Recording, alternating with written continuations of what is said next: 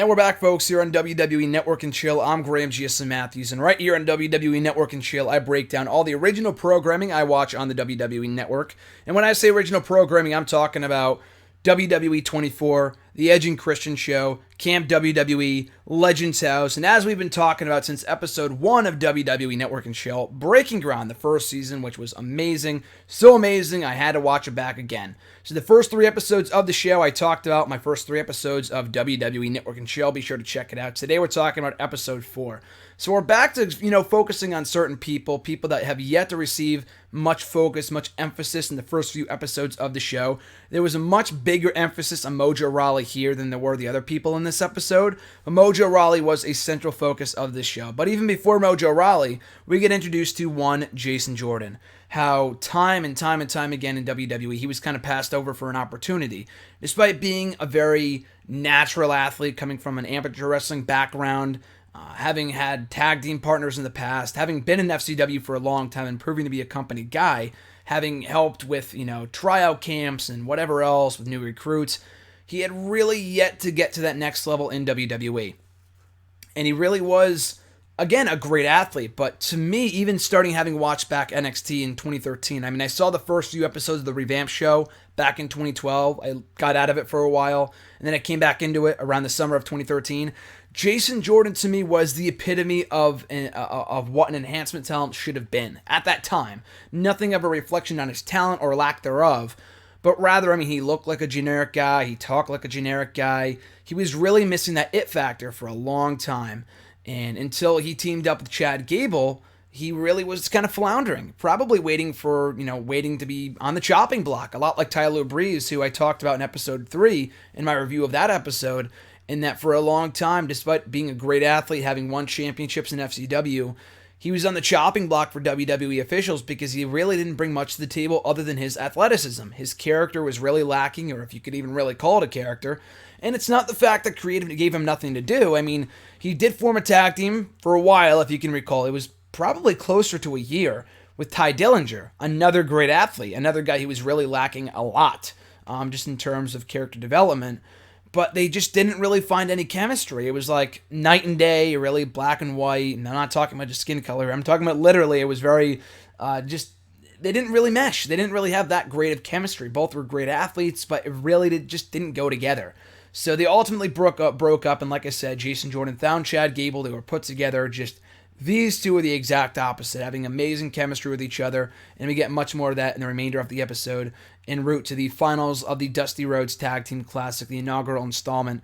But Jason Jordan, as I forgot to mention earlier, he talks about his motivations for wanting to be a wrestler, wanting to succeed, and he uses, a lot of it comes from a place of negativity, because he talks about how 2 of his brothers, one or both being incarcerated, one being in there for life, being in jail for life, really kind of pushes him to be better and to prove himself as a success story. So it's a really, a hard place to come from. I had never seen that or never heard that from Jason Jordan before, so to hear that coming from him just really blew me away, really surreal. So from there, like I said, most of the episode does focus around Mojo Rawley. We got a lot more in-depth on him. And he was brought in, again, another former NFL superstar, former NFL player with a lot of good athleticism. He gets blown up pretty quickly in his matches, obviously, having inspiration from, obviously, the Ultimate Warrior. So Mojo Rawley really has this infectious enthusiasm about him. If you were a constant watcher of NXT and have been for many years, he's been a part of the program by this point for almost 3 years, 2 years by the time this episode aired. But he's been in NXT for a lot longer than most people think. He debuted in late 2013. So he's been around for that long. I know he was injured for a while for the better part of 2014, but he came back, teamed with Zack Ryder for a while. But anyway, though, the thing with Mojo Rawley and the fact that he probably wasn't cut a lot sooner than he was that he really was not a good listener, in that they would tell him stuff, and we kind of get the shot of the backstage officials talking about Mojo Rawley and his progress, like what else he needs to do to get to the next level in NXT. And they say that he's not, not that he's not coachable, but they'll tell him something, he'll say, I understand. They say, no, you don't understand, otherwise you wouldn't have done it, you know what I mean?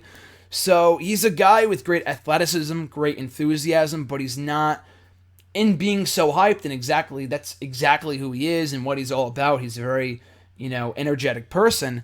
He needs to really take it down a notch and listen to his coaches more and blah, blah, blah, blah, blah. And if not, he might be on the chopping block. They did mention that outright during their conference amongst the officials in NXT, so that was pretty interesting. So from that point forward, we talk about, like I said, they have mixed feelings towards him and his improvement in NXT. And then comes along the opportunity for him to team with Zack Ryder, a superstar from the main roster that had been kind of floundering for a couple of years, a former champion, thus bringing credibility to Mojo Rawley's camp and teaming with a former United States and Tag Team Champion. But like I said, for many years, Zack Ryder had been floundering. Nothing against his talent or his work ethic or anything along those lines. It's just that creative never really did much with him beyond his Ryder Revolution push in 2011.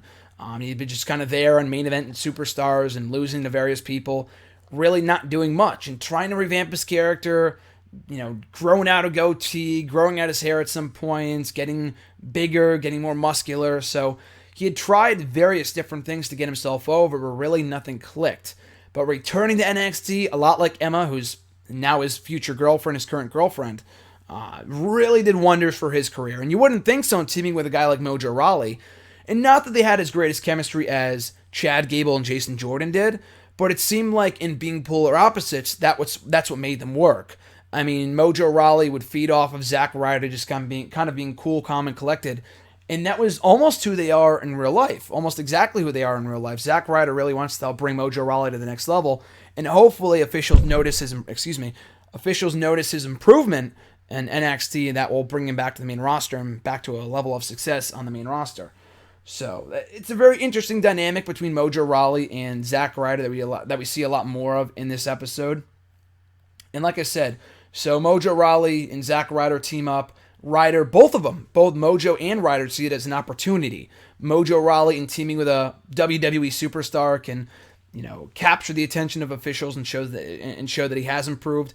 Or with Zack Ryder, we're on the main roster where he kind of gets buried underneath everybody else, both literally and figuratively, on Raw and SmackDown and Superstars main event and whatever else.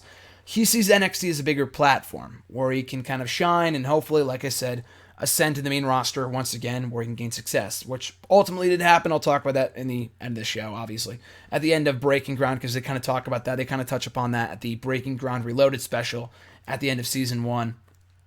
Mojo Rawley, though, he has a great friendship with Dana Brooke. We soon find out as they're in the car together and they're just kind of hanging out. Mojo Rawley getting very excited over the fact that he got some girl's phone number and putting his own phone number up to the car, and she wrote it down, and she took a picture of it with her phone or something.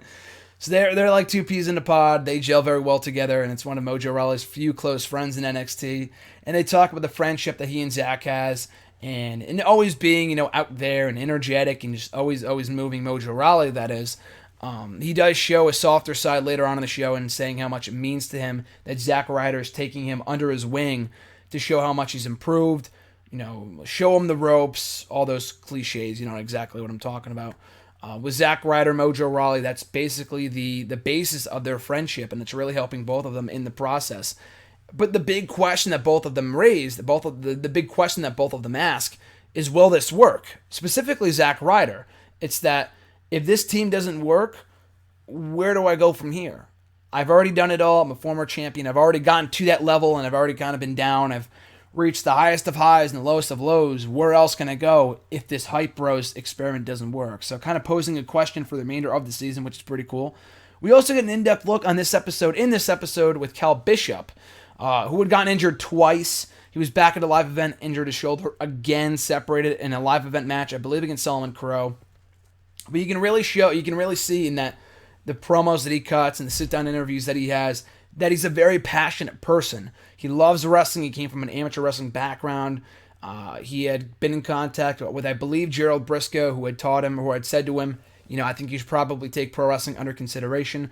That's what, picked him up almost immediately and drove him to joining WWE, joining NXT, and becoming a recruit for that brand. But the injured shoulder was what held him back.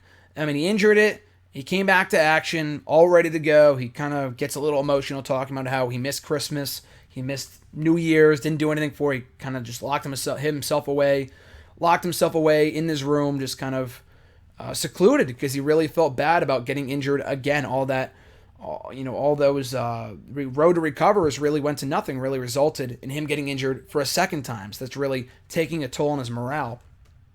So you get a promo from him in promo class. It seems like every episode we get at least one promo from somebody in promo class. And he cuts a really, really good promo about how he will be back from the shoulder injury. Obviously, he wasn't, and we'll talk about this soon enough. But the promo he cuts is actually really, really good. I did not expect him to be as good of a promo guy as he was. You don't really see much of his in-ring work on the show. They only show bits and pieces of his matches. And he gets a lot of universal praise from specifically Nia Jax and Dana Brooke and so many others. That he must be good in the ring. I mean, obviously, if he's an amateur wrestler and getting praise from all these other, from his peers in NXT, he must be at least half decent. But his promo skills, as we soon find out on the show, through this promo that he cuts in promo class, are actually pretty damn good. So we go back to Jason Jordan and Chad Gable. Chad Gable gets injured, and we kind of see more of their friendship, how they kind of go along. And how they kind of gel together. And initially, they weren't really too high on the idea of teaming up, but it's really kind of brought something else out of Jordan that we didn't really see before. And by that, I mean, and when they teamed up, and Jason Jordan was very kind of secluded, and Tensei kind of mentions this too, in that teaming with Chad Gable, they really bring the best out of each other and really found a rhythm as a tag team. But in this hot streak that they have since embarked on, Chad Gable gets injures his ankle. Thankfully, it's not a serious injury. But Jason Jordan is really nervous. I mean, as any other tag team partner would, what will this setback do for our momentum? Like, if I'm going to be on live events by myself, we're not really going to get those reps in, which is a lot like with the Hype Bros. If they're not teaming on a consistent basis, what will this do for our progress as a team? You know what I mean? Like with Zack Ryder and Mojo Rawley, Ryder has to be back up on the main roster from time to time, so he won't be consistently teaming with Mojo Rawley. And because of that, they feel like they're not really... When they feel like they're making progress, it's almost like, 2 steps forward, 1 step back, because they are making strides as a tag team, but it's not consistent, so it's taking a lot longer to get to that next level because they're not teaming regularly on the live events, in WWE, NXT, whatever. Chad Gable and Jason Jordan do not have that issue, but they do have the issue of Chad Gable getting injured. What will this do for our chances in advancing to the Dusty Rhodes Tag Team Classic Finals and everything else? So they're really worried that the injury is going to set them back and prevent them from getting to the next level. But obviously, as it would soon turn out, it would not be a serious injury.